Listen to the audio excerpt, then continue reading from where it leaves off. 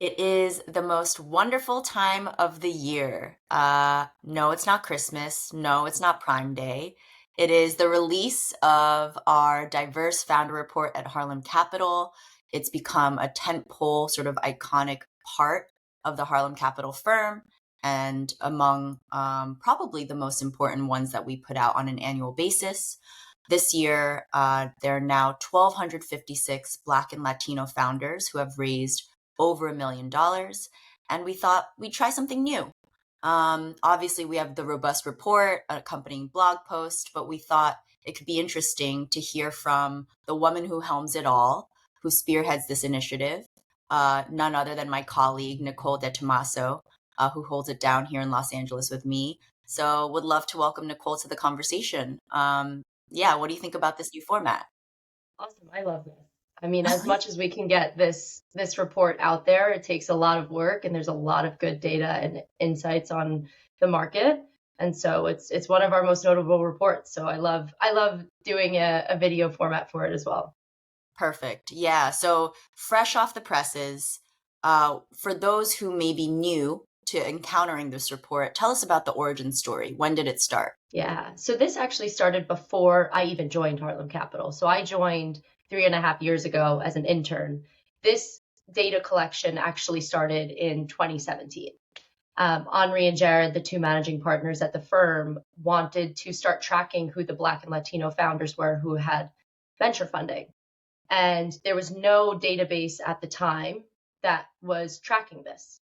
And so they were doing it solely for themselves because they wanted to see what the market looked like because that was their sort of target founder demographic. And so in 2018, when they started raising their first fund, they got asked a lot by LPs, is this market even big enough to have a mandate in this area? And with the years of data collection that they had been doing, they decided to make it public. And so in 2018, the first diverse founder report was published. And at the time, there was 105 Black and Latino founders that had raised over $1 million in funding. And now, we're on 2023. We've done this every year since, and there's 1,256 Black and Latino founders that have raised 1 million in venture funding. And so we've come a long way, not only for this report in terms of what we put in it, but also just to see the evolution of the diversity market in general.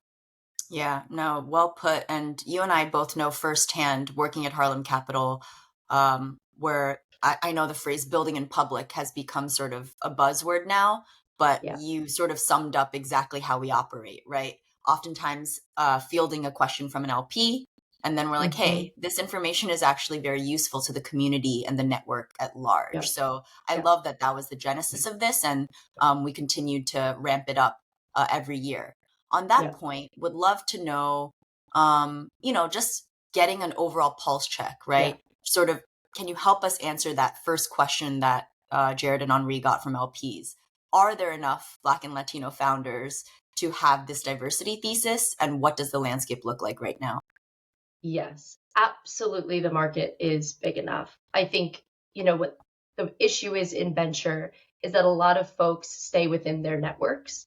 And unfortunately, there are not as many diverse check writers in the ecosystem who have sort of a diverse sourcing funnel. So it's not that the Black and Latino founders don't exist. They absolutely exist. It's just that with the current structure of the venture ecosystem, they don't tend to get in front of the folks that they need to. And so the outstanding answer is yes, it absolutely is big enough. Um, and so we're very excited to show this data to even see the evolution of the market. And this is just what we capture in this report, right? And we have to do this based on we do it based on Crunchbase data. But I'm sure there's a plethora of others that aren't in Crunchbase that we're missing. So this report is only capturing those, but the market is definitely big enough. Yeah, when you think about the current landscape right now, how are Black and Latino founders faring in raising Yeah, venture dollars? I know the market has been tough, and a bit softer over the last few years. We both joined Harlem Capital in 2021. We saw a lot of the froth, we saw the bubblicious nature, and then now we've kind of been on this whiplash of a ride. yeah, So give us a sense of how things are looking. yeah. Yeah, so to level set, I mean, the overall VC funding market has declined in the US. 37% actually 2022 to 2023. And that's not including the decline that happened from 2021 to 2022, right? So there has been a massive reset in the market, as you sort of alluded to. But despite that, this report, we've actually been able to add 128 Black and Latino founders that have raised over $1 million in VC funding. That's $4.6 billion of incremental capital raised. Three new diverse unicorns were also added to this report. And we've had two new investors that have entered the list of investing 25, more than 25 checks into Black and Latino founders. And so, despite the market slowdown, we can still see that these founders are sort of trailblazing through it.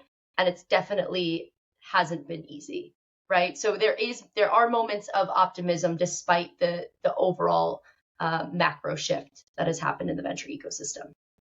Yeah, it's both sobering and encouraging. And I think the existence, right, the existential purpose of firms like Harlem Capital continues to be proven out, right?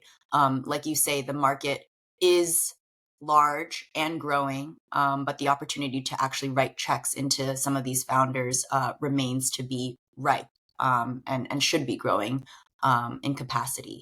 What are a few of the most interesting findings this year? I know there are a couple ads specifically. I want to call out Sure. the diverse unicorns as well as some promising startups to watch. Yeah, so definitely want to highlight the two new sections that we have this year. These two sections are sort of highlighting the trailblazers, the ones to watch out for, the ones that have made it to the unicorn phase, but also the ones that we think are going to get there in the future. So definitely want people to check out those two new sections. I think some other things that we saw this year, just a few stats that I was surprised by. The median raised amount continues to climb each year as more startups mature. And so it went to 6.7 million median raised across our startups versus 6 million in 2022.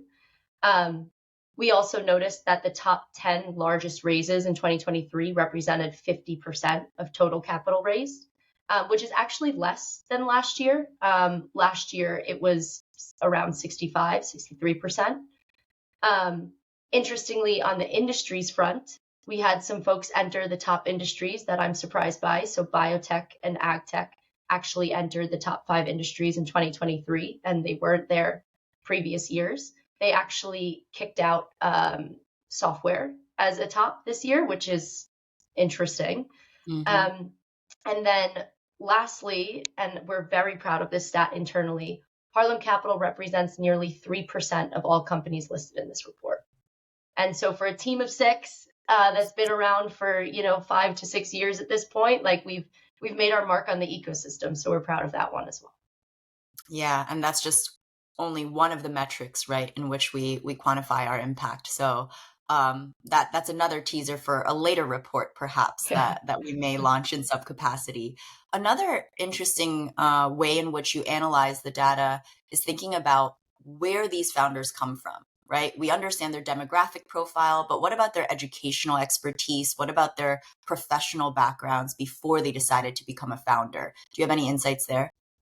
Yeah, so this year we added in basically insights or trends we were seeing on where unicorns went to school, universities, and also their previous employers, right? So for those who are unicorn hunting, if you want to look at these trends to potentially find the next diverse unicorn, these may be some spots to look out for. But out of the 62 Black and Latino unicorn founders that we profiled, because some of those 40 unicorns in the report had co-founders, we found that 5 or more of them had attended Harvard, Stanford, and MIT.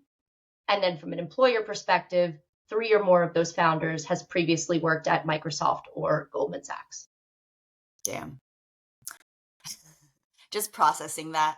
I Yeah, think it's not surprising that, people who come from, it's the network effect, right? Like of people course. who come from a lot of pedigreed backgrounds, and whether it's because of privilege financially or not, right? You're in spaces where there are people who can support your dreams. I'm curious what your takeaway is, as you cut the data, looking at this information.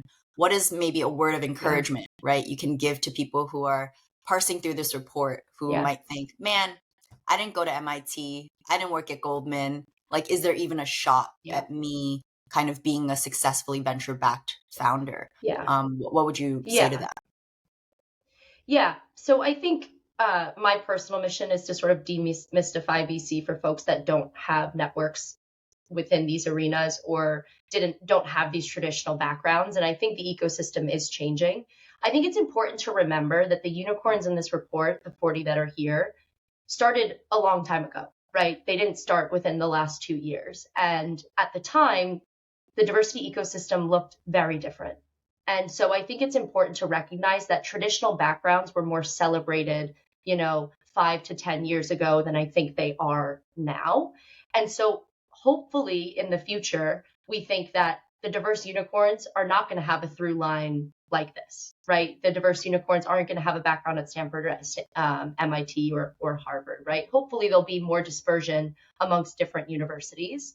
And I encourage folks to go look at the Cowboy Ventures Unicorn Report. They did a whole deep dive on all unicorns, regardless of race, and you can see positive trends in terms of where folks went to school, their previous employers, right? There has been a dispersion, meaning that non-traditional backgrounds are not being favored as much. And so we're hopeful that, VC is being disseminated to folks that aren't in these networks, which is an absolute must.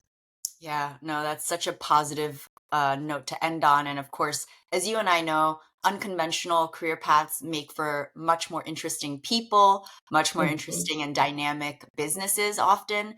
And so hopefully that's a word of encouragement for a lot of folks who are curious and maybe have that little tickle in their brain about wanting to do Mhm. something themselves. Thanks so much for talking Absolutely. through everything with me today, Nicole. This was awesome, and I hope everyone checks out a report. Awesome. Go check out the report. Let us know your feedback.